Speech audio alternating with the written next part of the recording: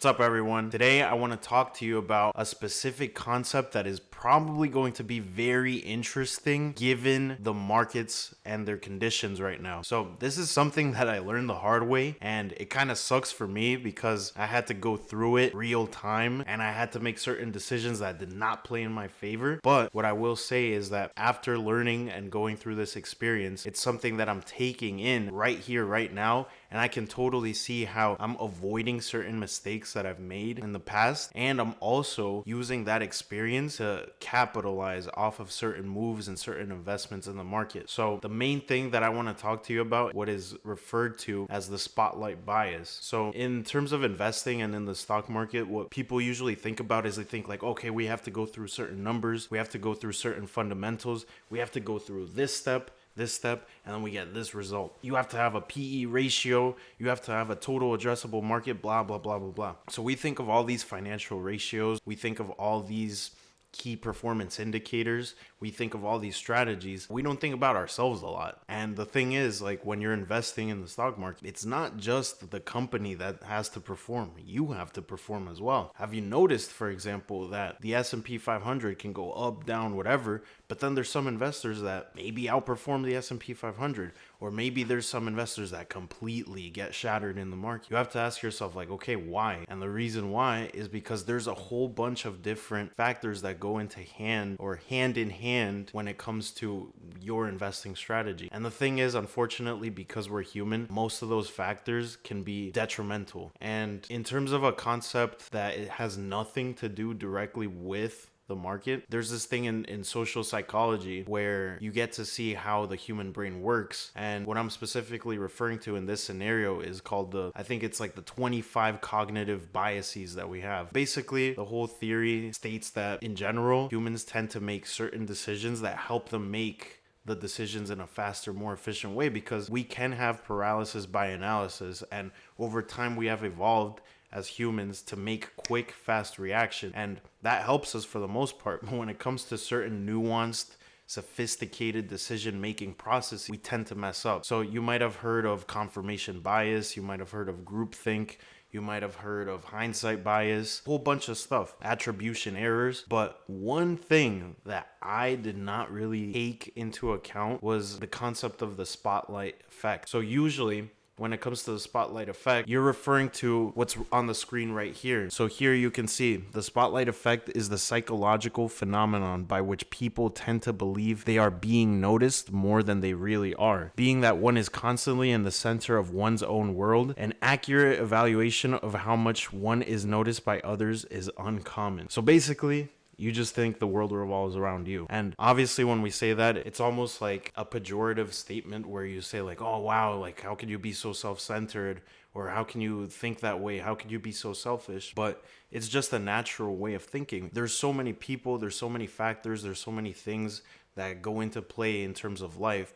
And this is especially talking about investing, that it's very hard to make decisions when it comes to all stakeholders. So the easiest way your brain tricks you into making a quick decision is by saying like, all right, let's just focus on me right now. Like, I'm going to focus on me and we're going to determine the way that I attribute certain things based on what I want or what I'm thinking about. So that's really good when it comes to making decisions fast, but it's not necessarily good when you have to think critically. And in terms of investing, you might think like, okay, why does this matter? Why does it matter how much I attribute certain things to myself? What really matters is when you flip it. So the spotlight effect cannot just only go into you, but it could also go in hand into what you think about certain things. This is where I messed up. So what I realized is that after looking at the end of the year for my portfolio and seeing how I performed, I noticed one thing. There were certain stocks that I did not invest in that I just for some reason said, you know what, this might not be the best idea because I think this one is going to be better.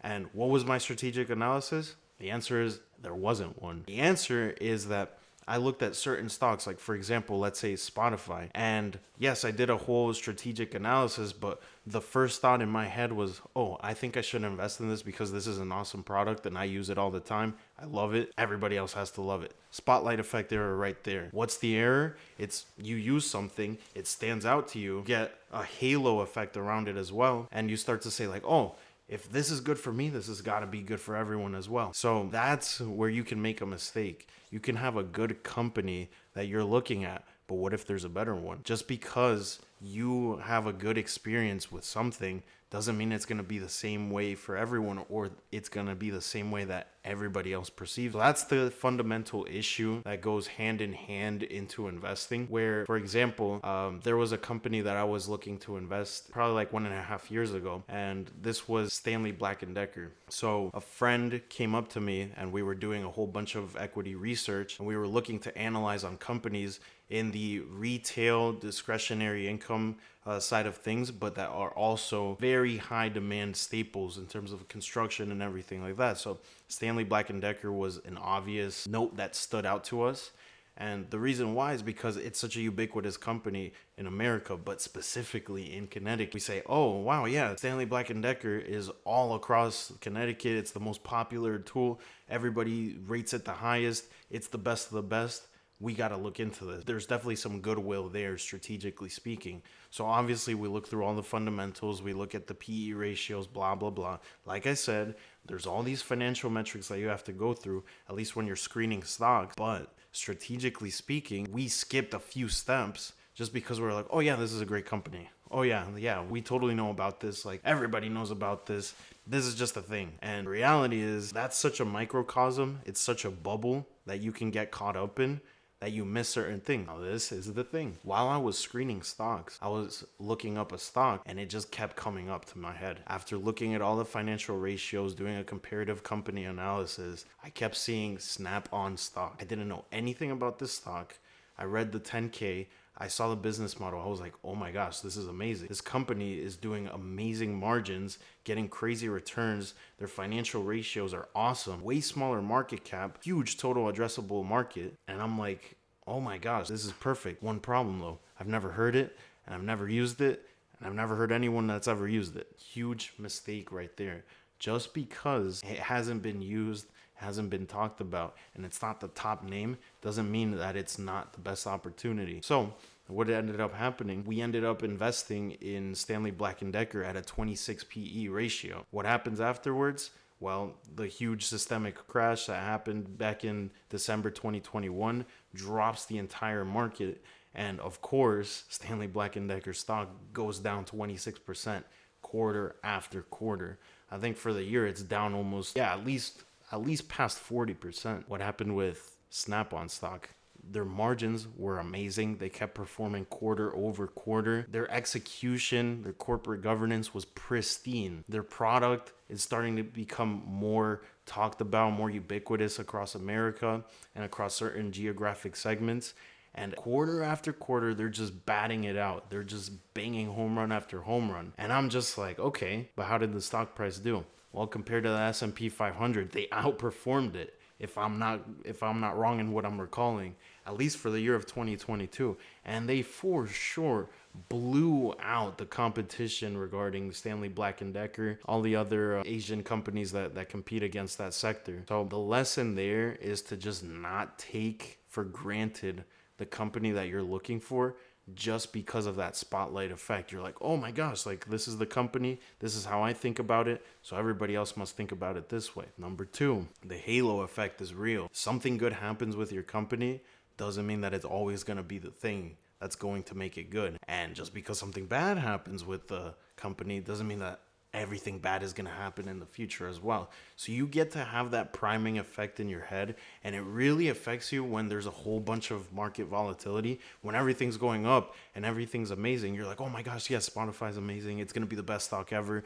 All the podcasting people are joining in. Joe Rogan's going to make trillions in the stock, blah, blah, blah. Stanley Black & Decker, they're the best company that has ever existed in terms of consumer discretionaries and tools, purveyance of any sort of products in that sort of name. Yeah, but until it's not. Until there's a systemic risk that comes hand in hand and shakes up the market and completely changes the landscape of competition. And then the real top performers, the ones where the numbers don't lie, the ones where the strategic analysis doesn't lie, those are the ones that end up outperforming. So yes, of course, there's going to be misconstrusions of certain stocks. There's going to be arbitrage opportunities in terms of mispricing of certain places in certain stocks and certain sectors. But at the end of the day, you can trust your gut, but you also have to realize that your gut reacts based on this. And this doesn't always make the best decisions. Sometimes your brain just goes like, yes, let's do this because blah, blah, blah.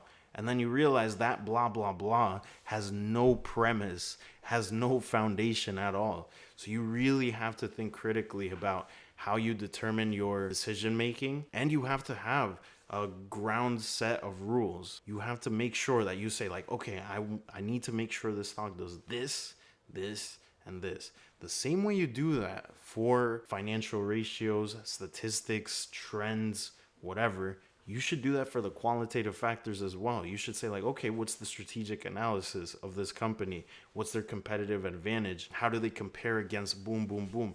Even the small players, you shouldn't just look at the top competitors. You should also look at the small players, because it's those small players that out of nowhere, when things get shaken up, they just strike it out. And that's where you get those 10x returns.